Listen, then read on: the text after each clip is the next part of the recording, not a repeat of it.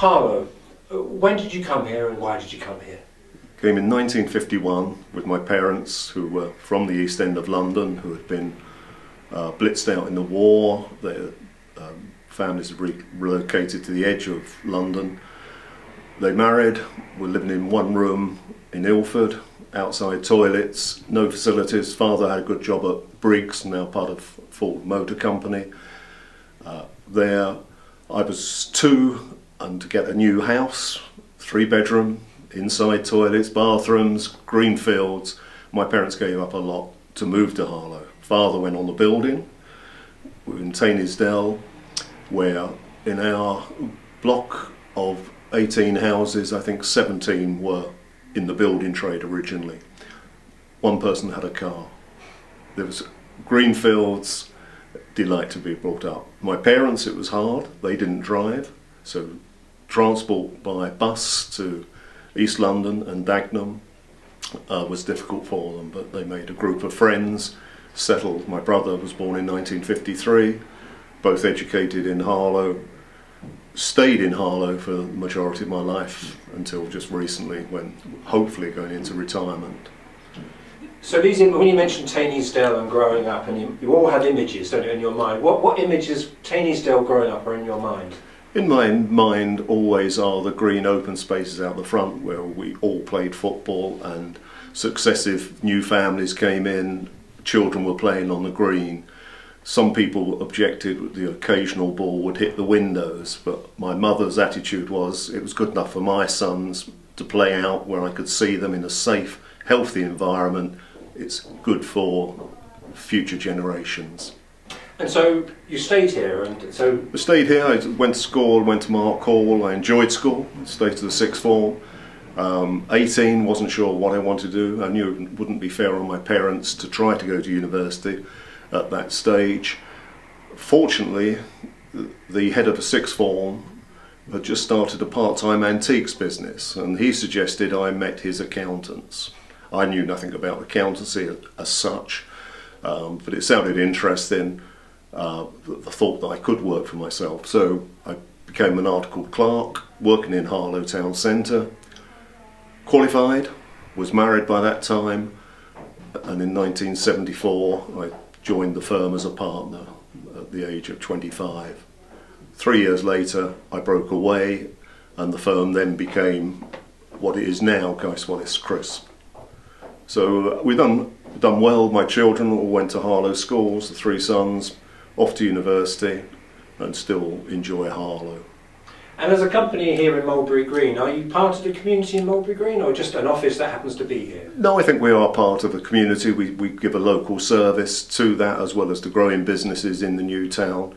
I still refer to the new town there, and we try and help and support the various local facilities, the Victoria Hall. A lot of our people go along, and I did as well. There's some great performances by the youngsters there, and the one is of trying to give something back and being part of the local community. And over the years you've been involved in sport a lot, I believe. Yeah. Tell me a little bit about that. Yeah, heavily involved. Football was my first love, being a 3rd generation West Ham fan, but the skills weren't as good. At 16 I went down to played rugby at school. I went to Harlow Rugby Club, was a member, I still am a member, played for the next 20 odd years. Great times, great people around from all the schools, friends who are still friends now, we still meet. Because there was a remarkable period, and maybe when I have my interview of Alan Price we may go back onto that more fully. Algae.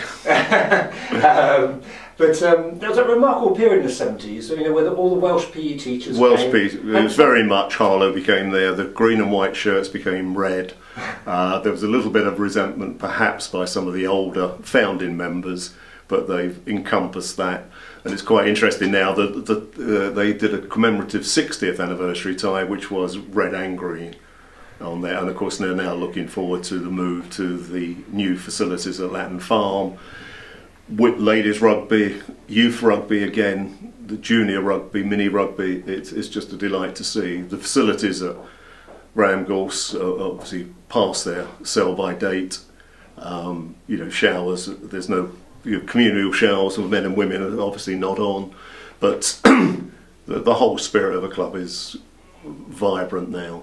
And so in many ways, you mentioned that the new development, it goes up day by day, don't you see it progress? Does. And in many ways, you look at Harlow, I guess we've gone off at a slight tangent, but you look at the enterprise zone, you look at what's going on there, and I know there are controversial things like the MLF, Junction 7A, etc., but there are lots of positives to be seen right now. There are, yes. Harlow, I think, suffered when the Development Corporation ceased, because the driving force then, Harlow suddenly became an old town.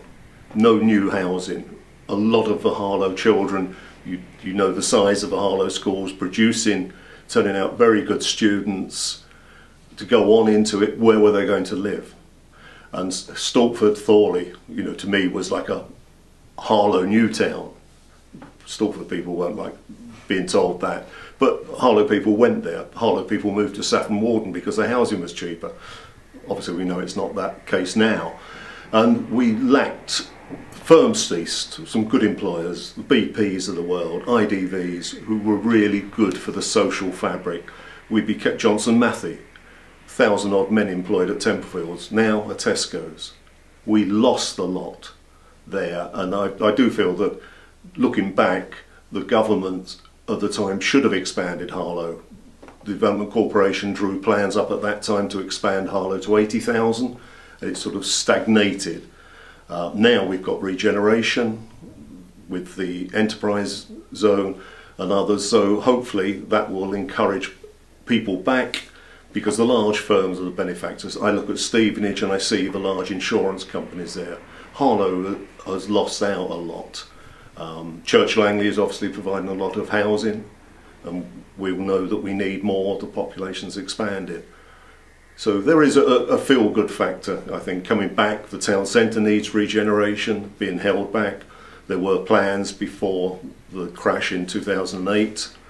Hopefully they'll be revived. And as you said, we'll go back a bit in a minute. When you worked in the town centre, etc., was that quite an exciting, vibrant place? It was on there because the market was there. It was an open market, popular. People would come from outside the area to shop in Harlow. Obviously we had the Timothy Whites, the Marks and Spencers, BHS, FW Woolworths, and I think, as children we can all remember shopping there with a big massive sweet counter. As I've come along here, only my second month of interviewing people here, and I was even speaking to one called Marlene Brooks this morning. Marlene runs the Harlow Photos, old and new. I think that's where I spoke to yourself. But there's a real feeling of pride and ownership about a town like Harlow that is almost feels to me unique, isn't it, the pride? I think there's a pride on it of seeing what it started out, and as a child I saw the town expand to the west, up past Hare Street, round Catherine Sumner's. The schools were good, all had good reputations. It was a good place to be brought up. And so finally you've moved away now? I've moved away because of what we consider retirement needs on it, but I think you can take the boy out of Harlow. I don't think you can take Harlow out of the boy. The ones on it, the friendships here, we've got clients who've been, grandparents were clients, so that's passing on. The other bit on the side of football was very good. I was part of the Sports Trust. I was chairman of the Users Committee of the old Harlow Sports Centre. Great memories there, and I'm sure people will tell you of those, of the Watford games, to the football, but the athletics club, Harlow Running Club. The tennis club started there. Others that were going on, the sports centre, we had some top gymnasts and others. We just lost last year Mitch Fenner, who taught at Mark Hall and then became, well, he was a superb gymnast himself and became the top gymnast reporter for the BBC, or commentator. Very much a vibrant town then. It was known as a pram town, wasn't it? The pictures of the Stowe when everyone parked their prams outside. One feels that it's coming back gradually on that side, that we are now becoming a mature town. But the one that's also the pride in it is not only the ones like the Town Park, the Moorhen, but the arts, the sculptures. You take people in, how many towns can have a Henry Moore statue built into outside the Clevelands.